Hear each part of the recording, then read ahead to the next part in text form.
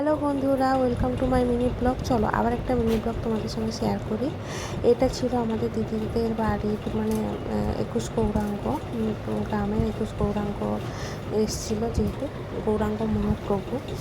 আর এখানে প্রসাদ গ্রহণের জন্য আমরা চলে এসেছিলাম। এই দেখো আমার মেয়ে, আর আমরা একে একে দিদির মেয়ে, মা, বাবা, সবাই দিদিরা সবাই চলে এসেছি, দুই দিদি। আর এখানে এসে একে একে ফার্স্টে কী বলতো, এখানে আগে মহাপ্রভুর কাছে প্রণাম ছেড়ে নিতে হয়, দিয়ে চরণামৃত নিয়ে তারপরে ঠাকুর প্রসাদ গ্রহণ করতে হয়। আর এখানে আমাদের দিদির বাড়ির ওইদিকে কী বলতো, আমাদের বাড়ির দিকে নিয়ম আছে, মহাপ্রভু এলেই অন্নভোগ হয়। অন্নভোগ কী যে অপূর্ব লাগে তা বলা যায় না। আর এই দেখো, এই যে 21 গৌরাঙ্গ মহাপ্রভু, আর মহাপ্রভুদের সত্যি শাড়ি পরে সাজানো আছে, তো খুব সুন্দর লাগে।